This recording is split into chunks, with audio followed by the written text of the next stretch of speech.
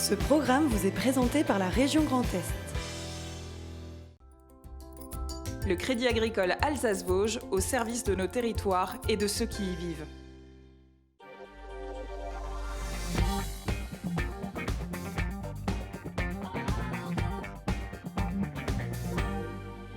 Madame, monsieur, bonsoir, bienvenue pour une heure d'actualité 100% Alsace, 100% régionale et on va s'intéresser peut-être au plus beau métier du monde, les paysans, l'agriculture. On va recevoir Lauriane et Charles Durand. Ils nous parleront de néo-paysannerie et d'agroécologie. Ils sont en Alsace. Un air de vacances nous amènera au Japon ce soir avec Emmanuel Monod. C'est juste pour se faire un petit week-end.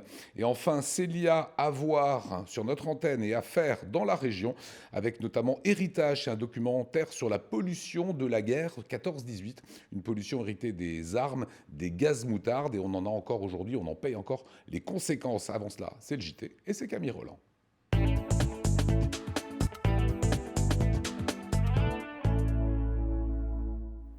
Bonsoir à toutes et à tous, à la une de l'actualité de ce vendredi 15 mars. C'est la journée mondiale de grève des jeunes pour le climat. En Alsace, les élèves se sont mobilisés en masse pour dénoncer l'inaction climatique. Des jeunes entrepreneurs ont présenté leur projet de création d'entreprise à la Maison de la Région à Strasbourg. Et puis, le Centre d'information sur les institutions européennes sensibilise des lycéens aux élections européennes. Mais pour commencer, ils sont lycéens, collégiens ou même élèves en école primaire et aujourd'hui, ils ont séché les cours. Tous ont décidé de suivre l'appel à une grève mondiale de Greta Thunberg, jeune Suédoise de 16 ans devenue l'égérie de la lutte contre les dérèglements climatiques. À 13h, ils étaient 5000 jeunes à s'être donné rendez-vous place Kléber selon les organisateurs et 1200 selon la préfecture, avant de se mettre en route vers le Parlement européen. Un reportage de Cécile Moss, Adeline Piron et Fanny Kuntz.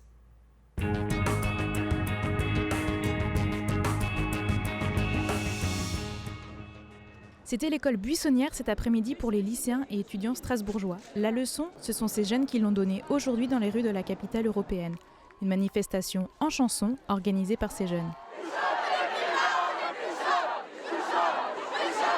Depuis le début de l'année, il y a des marches pour le climat d'adultes, entre guillemets, qui ne sont pas un mouvement de jeunesse, qui ne provoquent aucune réaction de la part de nos représentants et nos représentantes. Et nous, on pense qu'en tant que jeunes, on a une légitimité par le fait que c'est notre avenir que ça touche, c'est nous que ça va toucher en premier et qu'on n'a pas forcément choisi nos représentants parce qu'on n'a pas forcément eu le droit de vote.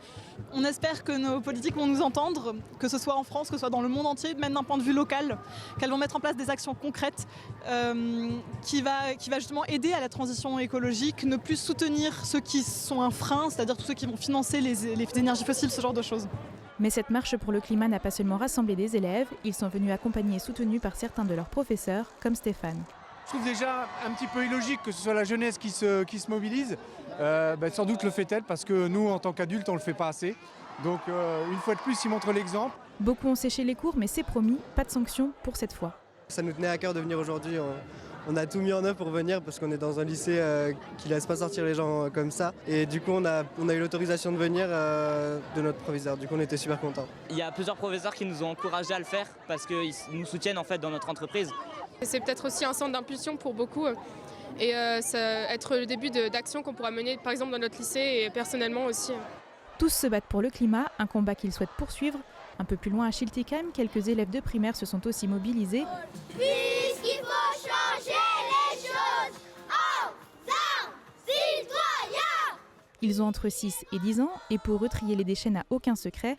Ils comptent bien faire entendre leur voix auprès des adultes. Il faut qu'on arrête de jeter des déchets dans la nature, qu'on enlève toutes les voitures, qu'on prend des transports communs.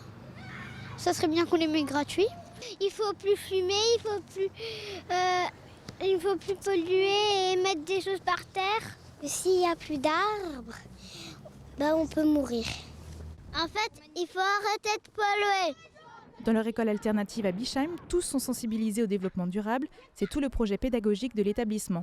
C'est à eux qu'on va léguer ce monde-là, donc il va falloir trouver des pistes avec eux et qu'eux soient force de d'initiatives pour réussir à vivre dans un monde cohérent dans le futur. Quand Greta a fait son discours à la COP24, ils ont décidé de lui écrire un courrier, de l'inviter à Strasbourg pour venir manifester devant le Parlement européen. Donc voilà, ils ont lancé plein de choses. Alors tout n'est pas réalisable, mais là, le 15 mars, c'était l'occasion pour eux de faire leur premier pas de citoyens militants. Savoir si Greta Thunberg répondra à leur invitation, cela reste à voir. En attendant, les écoliers continuent leur engagement à l'image des lycéens.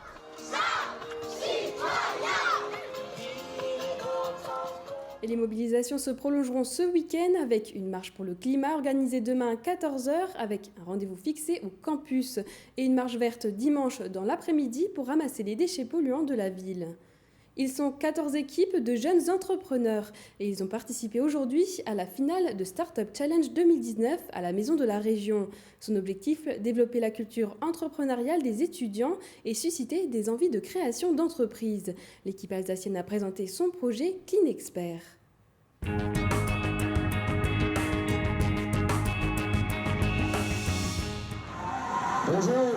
Bonjour à tous et bienvenue dans votre nouvelle émission des experts de la santé. Aujourd'hui, rendez-vous très spécial avec le thème de la santé bucco-dentaire. Alors s'il vous plaît, mesdames et messieurs du public, veuillez applaudir comme il se doit les membres de la société des experts. Un étudiant dans la peau de Jean-Pierre Foucault et de jeunes entrepreneurs dans celle de candidats. L'équipe strasbourgeoise a rejoué l'émission Qui veut gagner des millions pour présenter son projet de création d'entreprise. Chaque année, plus de 700 étudiants issus de 15 campus participent au Startup Challenge. L'objectif, dénicher les entrepreneurs de demain et les soutenir dans leur création d'entreprise. Le concept du Challenge Startup, c'est pour nos étudiants en dernière année de développer toutes leurs compétences entrepreneuriales autour d'un projet d'entreprise. Chaque année, chaque finaliste régional vient défendre les couleurs de son école et présenter sa start-up. Donc notre projet à nous, c'est de développer les capacités entrepreneuriales de nos étudiants, qu'ils créent des start-up ou qu'ils s'intègrent dans nos entreprises en faisant de l'intrapreneuriat et en portant des projets. Ce challenge, c'est aussi un moyen de révéler de nouveaux talents. Depuis sa création il y a 5 ans, 31 projets de start-up sont arrivés sur le marché. Arrivée en finale, la start-up alsacienne Clean Expert présente un projet plutôt surprenant, un mode de brossage sous forme de dentier pour améliorer la santé bucco-dentaire. Une opportunité pour ces entrepreneurs de demain de se confronter à une mise en situation réelle de l'entreprise. Le Challenge Startup, c'est avant tout une aventure humaine. Je pense qu'à notre âge, surtout, c'est une superbe expérience, comme je l'ai dit. Et ça nous permet de nous montrer à l'oral et de débattre sur un produit que nous voulons lancer personnellement sur le marché. Nous avons choisi en fait de proposer un tout nouveau type de brossage pour les dents sous forme de dentier en silicone qui permet d'être inséré directement en bouche et de brosser les dents en 15 à 20 secondes seulement. Les principales difficultés, dans un premier temps, c'est la cohésion de groupe. Après, c'est les actions sur le terrain, c'est trouver les bons fournisseurs, s'adresser aux bonnes personnes. Et surtout sur la faisabilité technique du produit, je pense que c'est l'élément primordial. Ça amène beaucoup d'expérience, ça amène aussi à apprendre à travailler en équipe, ça amène aussi à réfléchir sur un projet commun et ça c'est vraiment une bonne chose qu'on va retrouver ensuite dans nos expériences d'entreprise futures. Et pour les juger ce jour-là, un comité d'investisseurs analyse les moindres détails du projet. L'enjeu avant tout est d'innover tout en restant réaliste.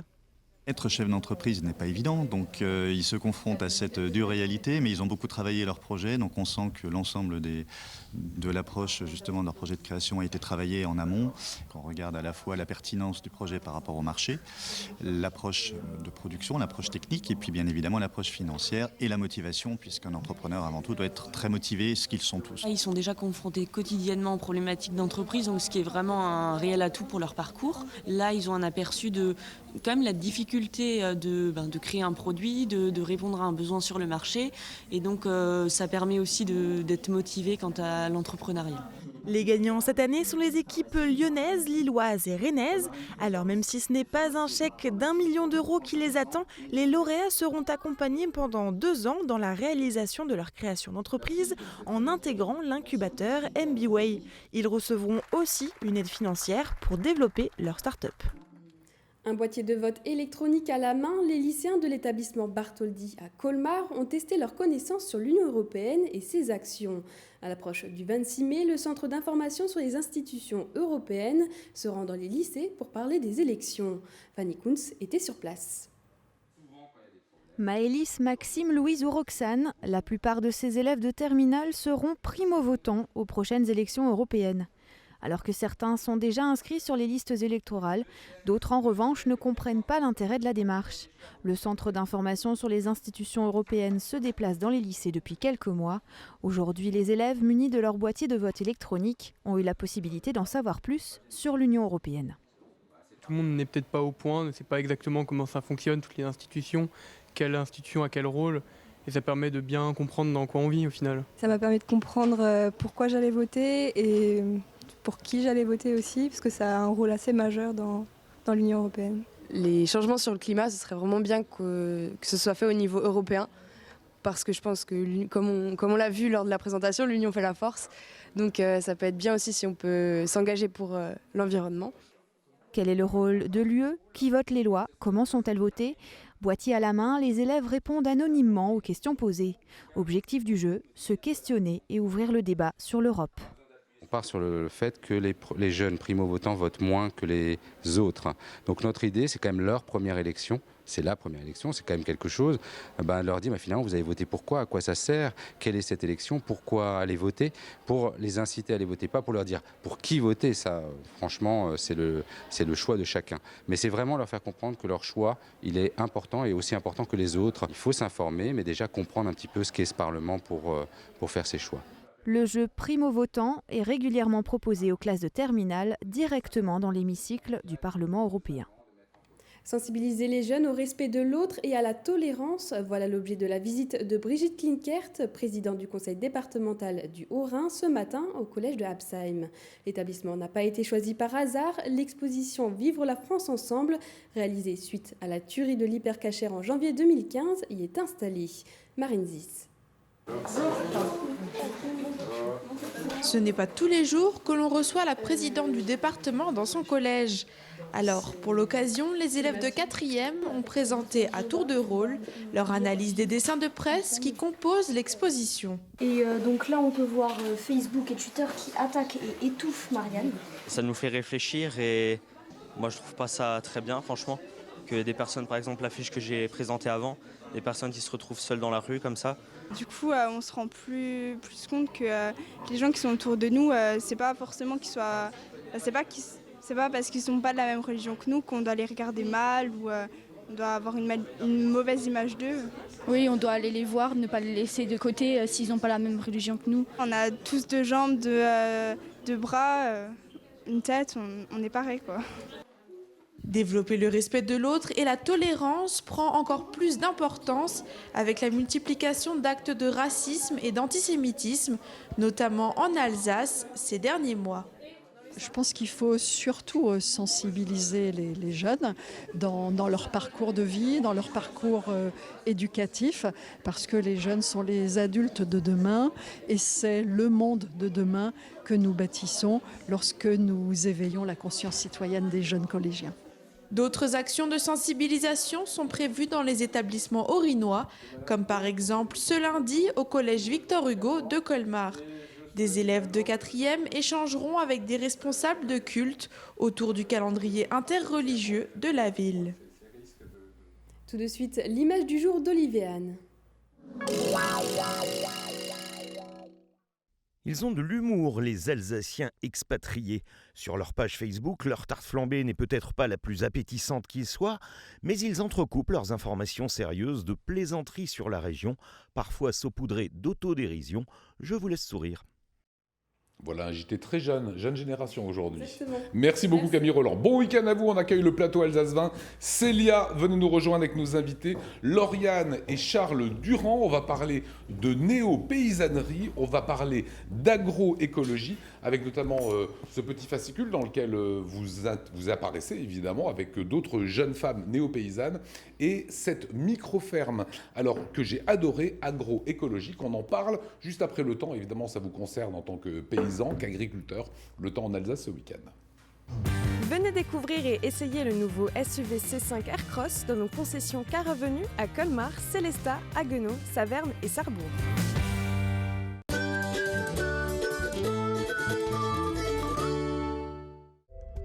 Bonjour à tous et bienvenue sur Alsace 20. Eh bien, c'est une journée qui s'améliore. Regardez, le soleil sera déjà bien présent près de Strasbourg ou encore à Bâle, partout ailleurs. Quelques passages nuageux, mais surtout beaucoup de soleil.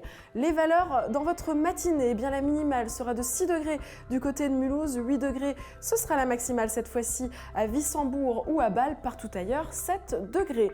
Votre après-midi, eh bien ça y est, vous allez pouvoir profiter d'un vrai et généreux soleil et les valeurs dans l'après-midi, eh bien il fera très bon.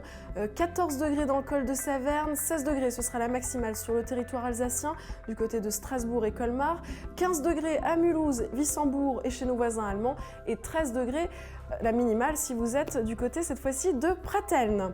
Votre dimanche est bien sous le soleil mais aussi sous les nuages et les valeurs iront, regardez, il fera très bon jusqu'à 16 degrés notamment dans le Haut-Rhin.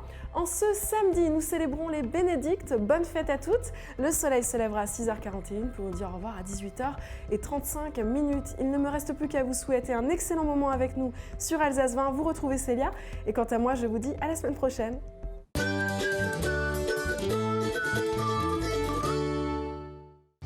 Venez découvrir et essayer le nouveau SUV C5 Aircross dans nos concessions Car Avenue à Colmar, Célestat, Haguenau, Saverne et Sarrebourg.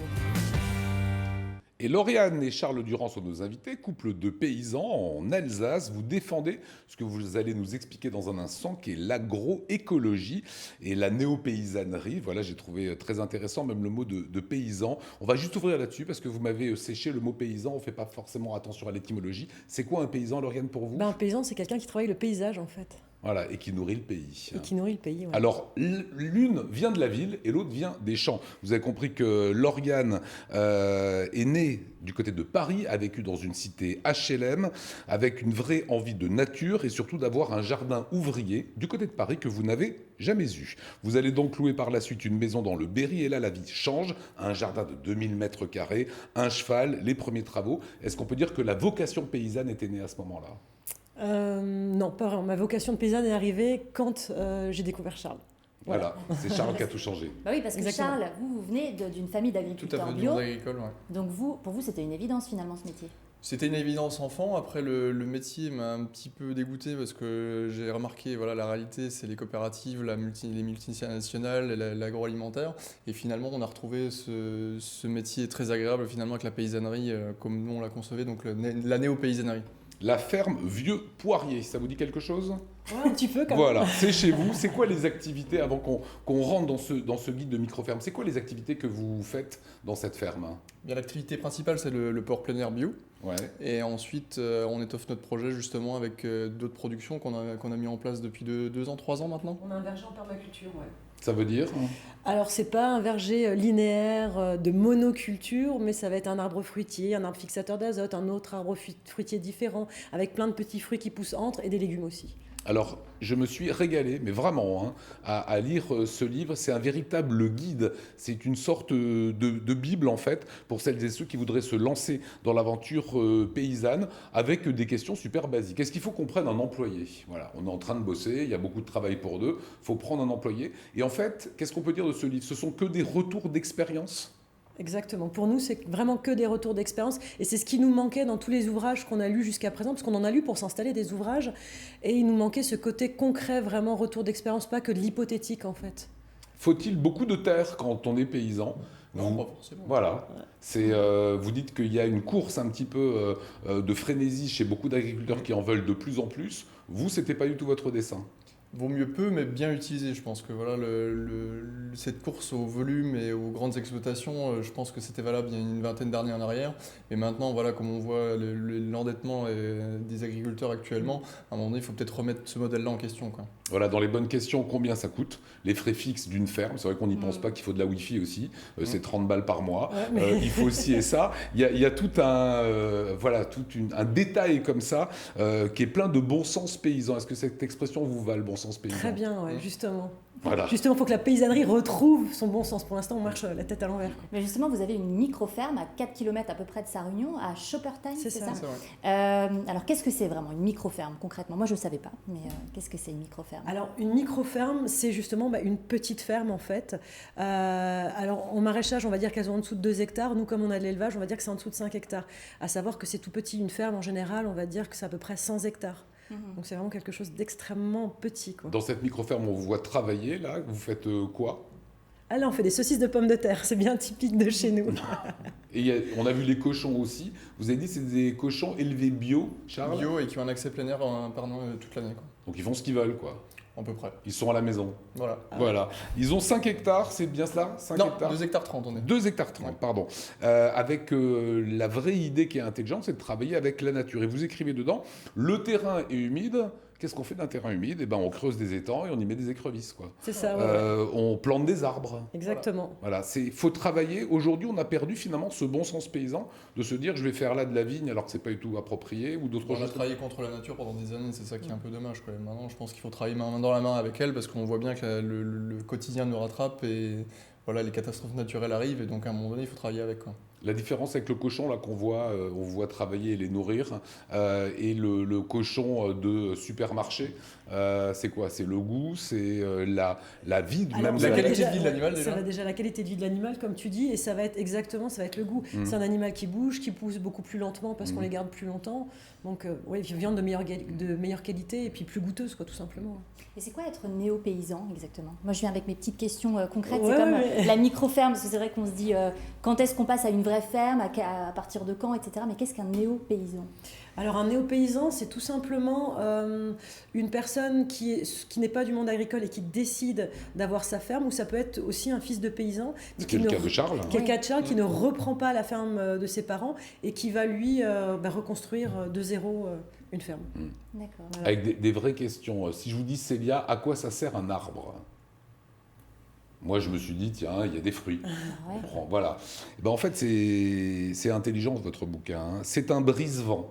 Ça sert à ça. Ça modère les variations de température. Hein. Ça pompe l'excès d'eau dans le sol. Ça participe à l'élimination des nitrates, les arbres. C'est aussi du bois de chauffage, de la biomasse. C'est un refuge pour la biodiversité. Il faut faire de la pédagogie, en fait. C'est ça, votre souci. On en fait beaucoup, mais on en fait beaucoup, en fait. Voilà. Quels sont les clients qui viennent chez vous? Comment on gagne sa vie maintenant quand on a la ferme Vieux Poirier? Alors, on a un peu... on a plusieurs clients, en fait. Au début, on aurait pu se dire c'est des gens qui ont les moyens, qui viennent acheter du bio. Et en fait, pas tant que ça, finalement. C'est toute une nouvelle génération qui décide de mieux manger, soit pour leurs enfants, leurs jeunes enfants qu'ils ont eus, soit pour eux-mêmes. Et alors, étonnamment, on a aussi tous ces parents qui ont 40-50 ans et qui viennent nous voir un peu dépités en disant « mon gamin ne veut plus manger de viande, mon gamin ne veut plus manger de légumes si c'est pas bio ». Et d'ailleurs, c'est ces gamins qui manifestent en ce moment. Et c'est plutôt chouette, en fait, de voir les parents arriver. Et c'est les enfants qui les obligent à manger différemment. Ça veut dire que c'est des enfants que vont changer nos mentalités, Charles? Je pense, ouais. Il me semble qu'on voit bien nos 2 petits garçons à la maison, ils ont quand même déjà des convictions assez sérieuses et ils en parlent beaucoup autour d'eux. Il y a plein de photos dans le livre, on ne va pas les montrer là ce soir, mais ça va, ils m'ont l'air de bien s'amuser. Ça a l'air. Voilà, demain vous serez d'ailleurs à la marche climat, donc aujourd'hui vous soutenez complètement ces jeunes qui ont envie de dire aux adultes... C'est les porte-paroles, hein. C'est vraiment... si l'État ne bouge pas, à un moment donné, c'est à eux à bloquer les routes aussi, et puis à faire valoir leurs droits, parce que finalement c'est un droit de vivre correctement dans un monde meilleur et écologique, quoi. 2 questions encore. L'agriculture, c'est censé nourrir évidemment l'ensemble de la population mondiale. On sait qu'on est à 7 milliards, on va très rapidement arriver à 8 ou 9 milliards. Comment est-ce qu'on fait avec vos techniques qui sont bio, qui sont belles, qui sont respectueuses, vertueuses, tout ce qu'on veut? Comment on fait, Lauriane, pour nourrir la population? Alors je vais parler du cochon. Schopperton, c'est à peu près un peu plus de 400 habitants. Il faudrait 3 fermes comme la nôtre pour nourrir les gens de Schopperton. Combien d'habitants? Un peu plus de 400 habitants. Un Alsacien mange 80 kg de porc par habitant par an.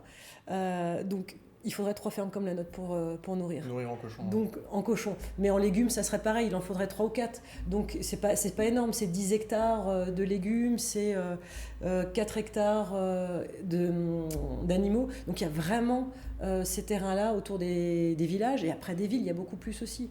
Oui, pour Donc, 400 personnes, mais pour une métropole comme on peut faire des plus grandes fermes, on parle de petites fermes, on peut faire plus grand etc. aussi, Comment on fait? Est-ce que finalement le problème, est-ce qu'il n'est pas là? C'est de se dire, on peut arriver, et il faut forcément tendre vers ça, et je suis le premier converti et convaincu, mais il y a 8 milliards de personnes, quoi. Effectivement, mais là actuellement en France, on a des élevages qui sont faits pour l'exportation. Déjà, on n'aurait pas besoin d'exporter, on le garde pour nous ici. Il y a aussi des zones, par exemple Ferme d'Avenir, qui est une association qui est assez sympa, qui elle décide de récupérer des zones comme des anciens aéroports qui ne servent plus, et là ils vont installer des fermes dessus, à côté des grandes villes, pour nourrir les gens des villes. Et ils arrivent sur plusieurs hectares, ils reprennent en fait des zones qui sont en friche. Et je pense qu'il y a plein d'endroits en France où il n'y a plus d'agriculture. Avant, il y avait de l'agriculture partout. C'est un changement de modèle qui vous Mais appelle clairement, c'est un changement de modèle. Ça, et un changement de consommation aussi, parce que je pense que notre civilisation moderne consomme beaucoup trop de viande. C'est malheureux, c'est mon fond de commerce, mais finalement, il vaut mieux en manger moins, mais mieux. Moins, c'est quoi? Celui qui en mange une fois tous les jours, c'est trop. C'est beaucoup trop. C'est quoi par Même semaine? nous, on est producteurs, on en mange pas tous les jours, donc voilà, c'est... 2 fois par semaine. Et surtout, c'est des repas plaisir. Ils m'ont envoyé aussi, avant, les gens n'en mangeaient pas autant que ça, quoi. C'était un petit bout dans une soupe, c'était beaucoup de légumes. Et encore, les légumes, souvent, on dit que c'est un plat de pays riches. Les pays pauvres vont manger beaucoup de céréales. Les céréales, ça remplit le ventre. Voilà, la microferme agroécologique, qui est un ouvrage réellement passionnant. Et le deuxième que nous montrait Lisa, c'est les néo-paysannes, avec des portraits de femmes, dont Lauriane. Vous restez avec nous, on marque une toute petite page de pub, et on se retrouve dans quelques instants avec Célia, à voir sur notre antenne, à faire ce week-end avec des petites pépites.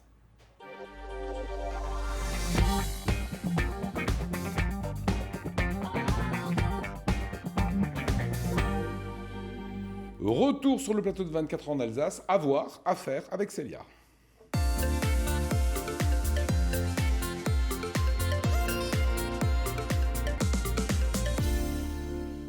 Et on commence comme tous les vendredis par les programmes à ne pas rater sur Alsace 20, et on commence tout de suite et tout d'abord par les rencontres de personnes qui ont été confrontées à la pollution de la guerre mondiale. Alors vous découvrirez une enquête minutieuse de 52 minutes intitulée « Un héritage empoisonné ». Il s'agit d'une vraie enquête en fait sur la pollution environnementale de la Première Guerre mondiale. C'est une réflexion sur la mémoire des déchets dangereux sur le long terme. Alors ça nous questionne bien sûr sur nos déchets contemporains comme le nucléaire par exemple. Alors qu'un siècle a suffi pour faire oublier le danger encore réel des déchets de 14-18, comment maintenir la vigilance des générations futures autour des déchets nucléaires qui resteront dangereux pour plusieurs millénaires? C'est à découvrir samedi à 21h et dimanche à 10h et 17h. On regarde tout de suite un extrait. En 6-7 ans, quoi. Et dans l'intervalle, j'en ai vendu quand même en plus. Mais voilà, quoi, j'ai passé pour dégager les champs de manière à ce qu'ils soient cultivés. Alors, il y a encore toutes sortes d'obus dans la terre que j'ai sortis. Hein. D'ailleurs, je peux vous montrer. Il faut rentrer là-dedans. Hein.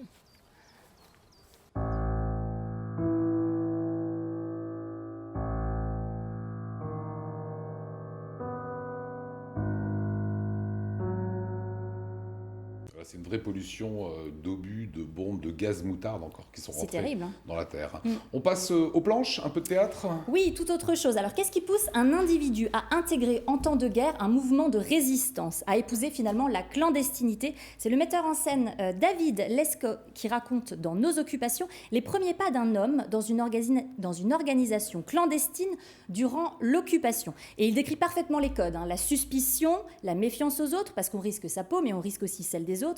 Là aussi, et le secret que ça implique. C'est à voir dimanche à 20h45 et toutes les rediffs sont disponibles bien sûr sur notre site internet www.alsace20.tv. On regarde un extrait.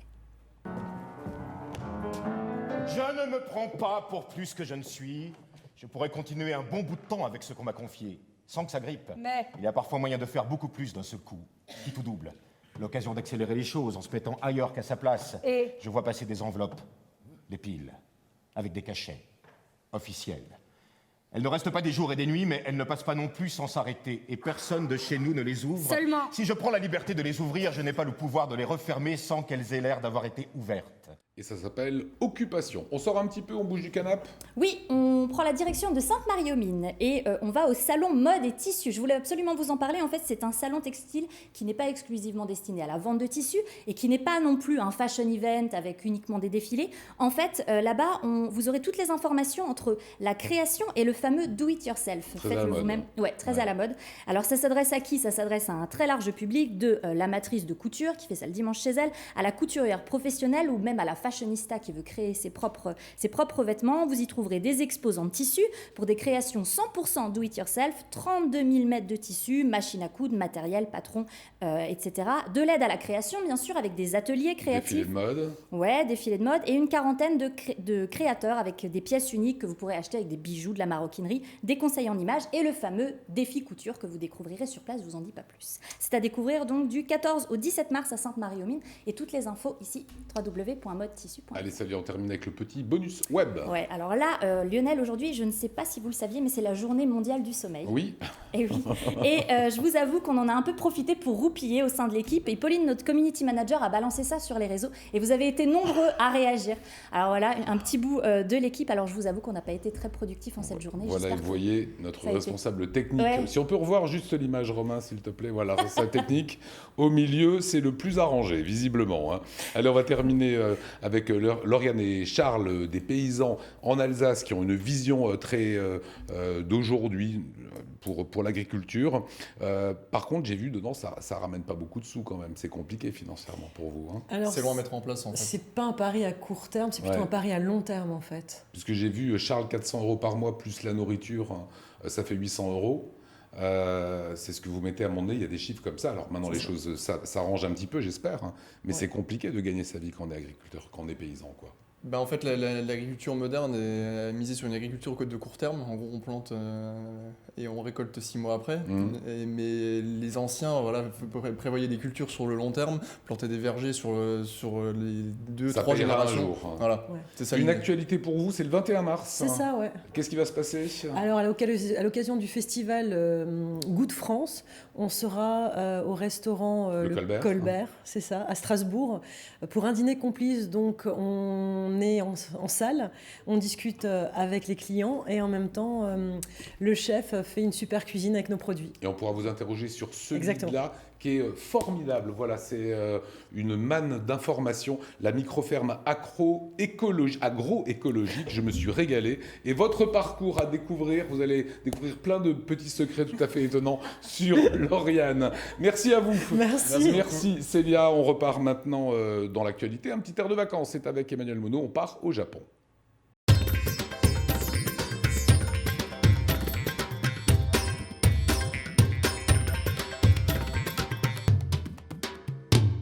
Bonsoir, ce soir je vous emmène avec moi du côté du Japon, le pays du soleil levant qui nous fascine tous avec ses samouraïs, temples, gratte-ciel futuristes, sa gastronomie mondialement réputée, son mythique mont Fuji, le pays des mangas, des sushis et des geishas ne manquera pas de vous surprendre. Vous hésitez encore et vous vous posez cette question, pourquoi aller au Japon? Alors moi je vous propose ici quelques idées qui vous pousseront certainement à franchir le pas et à partir faire un tour sur place. Alors oui, le Japon, c'est loin, un des pays de l'hémisphère nord les plus éloignés de l'Europe. Il faut 12 à 13 heures de vol pour s'y rendre depuis Paris. Mais on peut dire aussi que le Japon, c'est le pays du dépaysement total, car il offre des paysages uniques pour le voyageur. Des plages de sable blanc d'Okinawa, aux montagnes enneigées en passant par les rizières et les sources thermales, allons d'abord nous promener au mont Fuji. Le mont Fuji, c'est le symbole du Japon, d'ailleurs immortalisé par de nombreux artistes. C'est la montagne la plus sacrée et aussi la plus haute du pays, culminant à 3776 mètres. Par beau temps, vous pourrez l'apercevoir depuis l'observatoire de la Tokyo Tower, réplique incandescente de la Tour Eiffel. Classé au patrimoine mondial de l'humanité par l'UNESCO depuis 2013, ce volcan en sommeil est un paradis pour les randonneurs. D'ailleurs, il paraît que c'est en le gravissant que l'on devient japonais. On a parlé nature et panorama d'exception, partons à présent pour le Japon moderne et futuriste, en commençant par sa capitale, Tokyo. Grande mégalopole qui ne dort jamais, on peut le dire, c'est le carrefour des tendances et de l'éclectisme. Tokyo, c'est bien sûr des quartiers avec des immeubles immenses, pleins d'écrans, mais c'est aussi des quartiers petits et calmes, des beaux temples, des parcs avec des papys qui discutent, des quartiers de libraires sans écran, mais aussi des rues entières de magasins électroniques. Envie d'un vrai voyage dans le temps et d'authenticité, alors une visite de Kyoto semble en effet indispensable avec ses sublimes jardins zen, ses mystérieux temples bouddhistes, ses sanctuaires shintoïstes de couleur rouge, les geishas. La ville aux milliers de temples vous séduira par son côté authentique. N'hésitez pas à louer un vélo, c'est le moyen de locomotion le plus pratique pour découvrir la ville. Un bon conseil, prenez aussi le temps de marcher, de regarder, de ressentir l'ambiance si particulière qui y règne. Mais quelle est la meilleure période pour partir au Japon, me direz-vous? On le sait, l'image d'Épinal du Japon est celle des cerisiers en fleurs qui symbolisent l'arrivée du printemps chez les Japonais. Ils célèbrent cet événement entre amis ou en famille en partageant boissons et nourriture sous les cerisiers sakura. C'est la tradition du hanami. Évidemment, le printemps, c'est la période idéale pour un voyage au Japon. Mais c'est aussi celle où il y a le plus de touristes. L'été est très chaud au pays du soleil levant et à moins que vous ne soyez contraint par le calendrier des vacances scolaires, ce n'est pas la période idéale. L'automne est bien plus agréable car les températures sont encore douces et il y a moins de monde. Si vous partez fin octobre ou en novembre, vous aurez l'occasion d'admirer le feuillage flamboyant des érables japonais. De plus, à cette période, vous pourrez trouver des billets d'avion moins chers et des bons plans pour vous loger.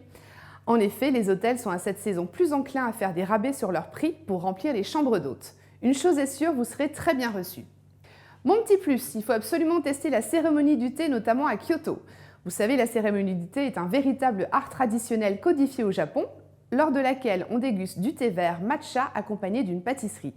Elle se déroule en plusieurs étapes. Le maître de thé commence par saluer ses invités, puis place les différents ustensiles autour de lui. Il faut savoir que chaque convive sera servi un par un. Le maître nettoie d'abord le bol à l'eau claire, puis il dépose 2 cuillères de poudre matcha dans le bol, ajoute l'eau chaude et bat la préparation avec le shazen en bambou. Le thé prend alors une texture onctueuse à la surface mousseuse. Il vous sera d'ailleurs possible de participer facilement à une cérémonie sur place qui se tient dans toutes les maisons de thé. Pour vous y rendre au départ d'Alsace, toujours le TGVR avec le vol Air France jusqu'à Tokyo, mais aussi la navette Lufthansa au départ de Strasbourg pour prendre un vol direct au départ de Francfort. Le passeport suffit pour y aller et pas de visa pour aller au Japon. Vous n'avez donc plus d'excuses pour ne pas y aller.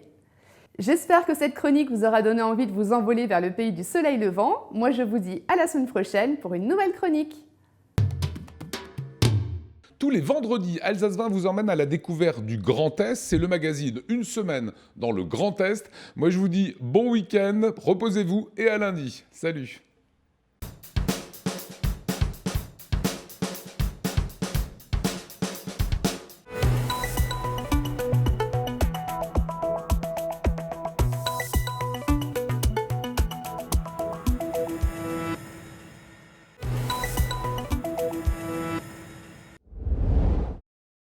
Après 45 ans d'existence, il est temps pour la zone de loisirs d'Amnéville de retrouver une seconde jeunesse.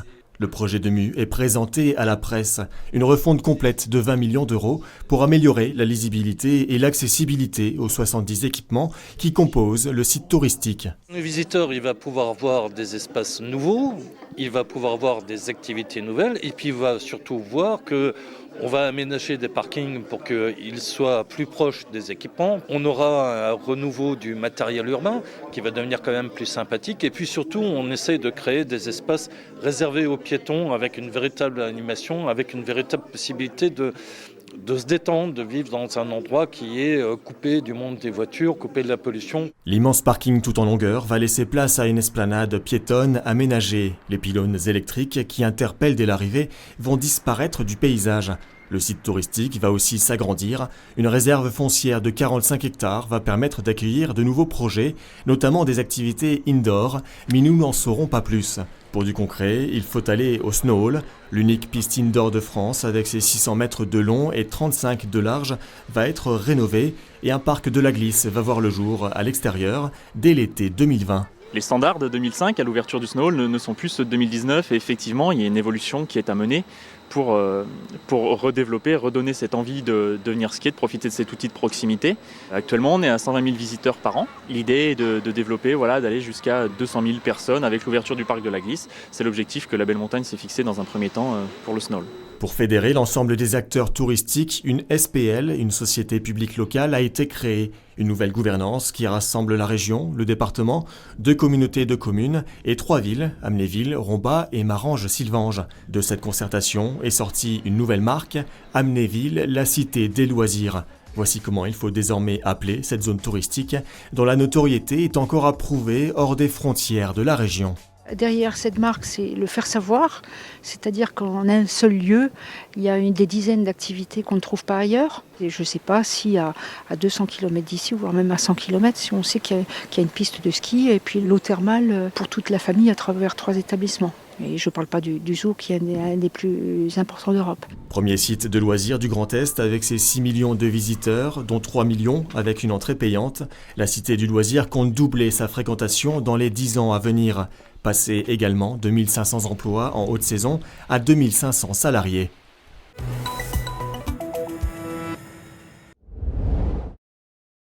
Le groupe Lacoste a créé sa propre école pour former ses salariés. Marie-Thérèse suit le cursus de 3 mois de l'action préalable au recrutement. Elle se souviendra longtemps du jour où on lui a dit « Bienvenue chez Lacoste ». Marie-Thérèse est sourde depuis la naissance. En octobre, avec son interprète, elle s'est rendue au Forum Textile où elle a pu montrer son savoir-faire. Depuis, les événements positifs s'enchaînent avec facilité. Et les entreprises étaient vraiment surpris de ce que je savais faire, que j'étais sourde et que j'ai pu m'ouvrir à ce métier. Et donc ils m'ont vraiment accueilli aimablement. Ils sont passés vraiment au-dessus du handicap. Ils ne voyaient que Marie-Thérèse, ils ne voyaient pas du tout une personne sourde avec des difficultés, avec du temps en plus à passer, etc. Non, vraiment, j'étais surprise. Si la marque est sponsor d'équipes paralympiques, mène des partenariats avec des ESAT, après l'aval de la formatrice, pour la première fois, elle fait face à ce type de handicap. Ça en faisait quelque chose pour lequel j'avais envie de dire, si on est capable de le faire, je suis à 200%. Voilà. Mais on ne sait pas s'y prendre. Donc on nous a rassurés là-dessus en nous disant qu'elle sera accompagnée par une interprète. C'est plutôt aujourd'hui de l'ordre d'une fois par semaine et puis on va dire tant que de besoin. Plutôt que ce soit juste dans nos valeurs ou dans des partenariats, du sponsoring ou des choses comme ça, on s'est déjà posé la question sur quel type d'emploi en fait on pouvait intégrer. Là c'est un handicap qui va plutôt pénaliser la communication, c'est que c'est une véritable langue étrangère. Mais sauf qu'on arrive toujours à trouver les moyens de communiquer, sachant que j'insiste sur un point, c'est qu'on n'a pas cherché ce type de profil, c'est qu'on cherche surtout à recruter sur des métiers qui sont un peu pénuriques, parce qu'elle a les compétences. C'est avant tout ça en fait qu'on va chercher, donc ça fonctionne. Cela fonctionne en collaboration avec Pôle emploi qui accompagne l'entreprise dans ses démarches d'intégration dans les moindres détails, comme le système d'alarme. On va être plutôt sur l'idée de mettre en place une lumière, quelque chose de plutôt visuel. Donc ça a été réfléchi avec l'interprète, l'entreprise en poste, et on va dire que ça s'est passé de manière simple, comme évident. Tout le monde s'est accordé en fait à donner la chance. Tout le monde, y compris les salariés, avec qui Marie-Thérèse partage quelques rudiments. J'ai fait bienvenue chez Lacoste. C'est Marie-Thérèse qui m'explique quelques mots pour qu'on puisse communiquer. Oui, ils me demandent, donc je leur donne quelques signes. Je suis vraiment surprise agréablement entre collègues pour voir d'autres choses et d'autres. À la pause, en mangeant le midi, voilà. Ah ouais, je suis comme ça moi, ouais, je suis souriante. Après cette formation préalable, Marie-Thérèse pourra accéder à un premier CDD et un contrat de professionnalisation pour passer de couturière amateur à couturière professionnelle.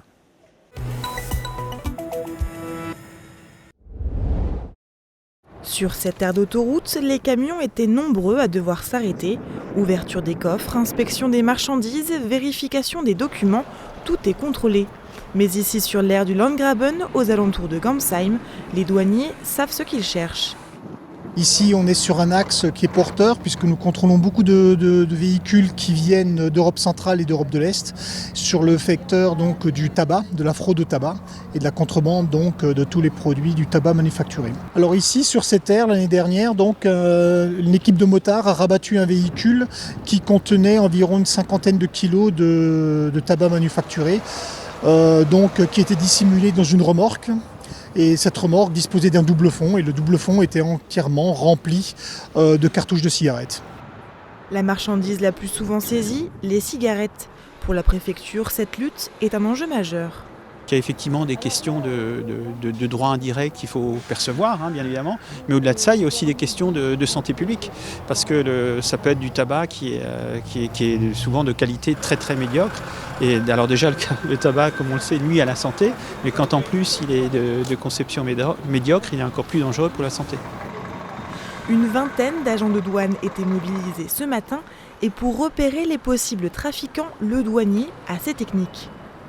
Nos équipes sur le terrain arrivent à sélectionner, compte tenu de certains critères, des véhicules plus particulièrement sensibles à cette fraude. Il y a d'abord une vérification des documents qui accompagnent le chargement et puis ensuite un contrôle carrément des marchandises qui sont dans le camion. Pour les accompagner dans ces contrôles, un maître chien. L'animal entraîné permet de détecter la présence de stupéfiants. Les 200 douaniers du Bas-Rhin, répartis dans 3 brigades, se relaient pour ces opérations de contrôle des chauffeurs routiers, et cela sur tout le territoire.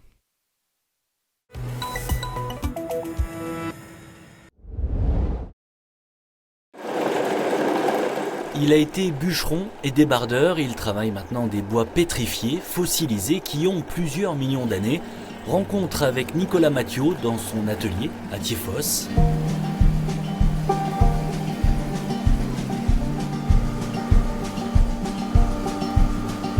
Son métier est assez difficile à définir, il est une sorte de bûcheron sur pierre à partir d'arbres qui ont vécu dans les grandes forêts primitives, recouverts brutalement de cendres volcaniques, soumis à d'énormes pressions. Ils ont cuit, les eaux d'infiltration se sont ensuite chargées de sels minéraux et chaque particule de bois a enfin été remplacée par de la silice, un corps solide très dur. On trouve des gisements aux 4 coins du monde et notamment dans les Vosges. Dans les Vosges, on a la chance d'avoir 2 gisements. Donc on a un gisement sur le sud du département qui se situe aux environs de la vallée du Val d'Ajol, les Rivals.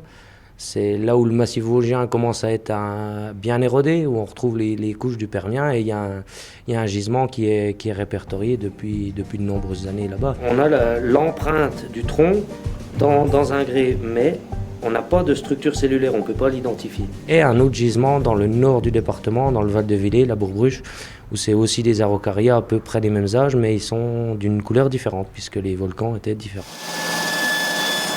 Dans cet atelier que Nicolas Mathiot a repris il y a 2 ans, il débite, scie, ponce et réalise toutes sortes de pièces, des meubles, des bijoux, de la décoration qu'il présente ensuite au public dans les salons spécialisés comme en décembre dernier, celui de la minéralogie à Épinal. J'ai souvent la question, mais c'est quoi? C'est du marbre, c'est du bois, c'est de la pierre? Moi je dis c'est un savant mélange des 3, il faut oublier le marbre parce que c'est quand même beaucoup plus dur, mais c'est un savant mélange des 3, donc les gens ils sont dans un premier temps surpris, et après une certaine partie de gens sont émus de voir, comme moi je le suis, de se dire que c'est des arbres qui vivaient il y a 200 millions d'années. Et puis il y a ce moment toujours un peu magique où Nicolas Mathiot récupère une pièce de bois sans savoir vraiment ce qu'elle lui réserve. Là on a une pièce qui est exceptionnelle, c'est un bois qui a été trouvé au Val d'Ajol avant les années 80 et on ne sait pas du tout ce qu'il y a dedans. Donc ça va être la découverte.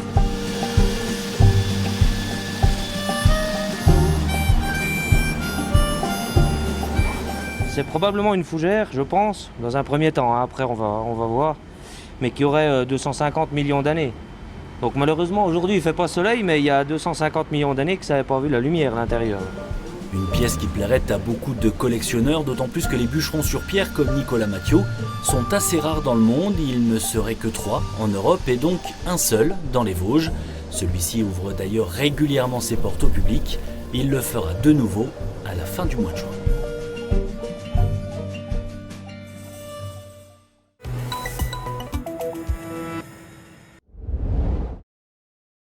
André est l'un des résidents de l'EHPAD. Installé dans le hall, il observe les allées et venues, discute parfois avec les clients, et cette nouvelle animation n'est pas pour lui déplaire. Pourquoi pas? Bien sûr que oui. Très bien même. Vous parlez aussi avec les gens? Ça m'arrive pas beaucoup parce que je suis là, j'observe, c'est tout. Depuis 6 mois, l'EHPAD de Longeville et Saint-Avold abrite un bureau de poste ouvert 3 heures par jour, 5 jours par semaine. En sachant que le courrier partira demain matin, est-ce que vous voulez en lettre prioritaire qui arrivera lundi ou en lettre verte qui arrivera mardi? Derrière le guichet, Anthony, salarié de l'établissement, a été embauché à temps partiel et formé par la Poste. Ça permet également de créer du lien social avec les gens extérieurs, mais également avec l'ensemble des résidents et des familles qui circulent dans l'établissement. Achat de timbres, envoi de colis, transactions financières, ce bureau de poste propose à ses clients les mêmes services qu'un bureau de poste traditionnel. Pour la Poste, c'est surtout un moyen de maintenir un service public dans les petites communes à moindre coût. L'idée, c'est de pouvoir dans des communes où on a un bureau de poste qui a une fréquentation trop faible, offrir malgré tout un service et un service de qualité. Donc trouver des partenaires qui sont présents sur le territoire, faciles d'accès pour les clients et qui puissent offrir une offre de service de dépannage et de proximité intéressante. Et le bureau de poste a trouvé sa clientèle. Les jours d'ouverture, une vingtaine de clients se rendent à l'EHPAD. C'est génial parce qu'en fait, on n'avait plus de poste depuis quelques mois. On devait se déplacer jusqu'à Saint-Avold. Et là, c'est super génial. C'est la première fois que je viens ici, mais c'est super. Cette initiative est la première en Lorraine, mais la Poste souhaite développer ce type de partenariat pour maintenir sa présence dans les territoires ruraux et urbains.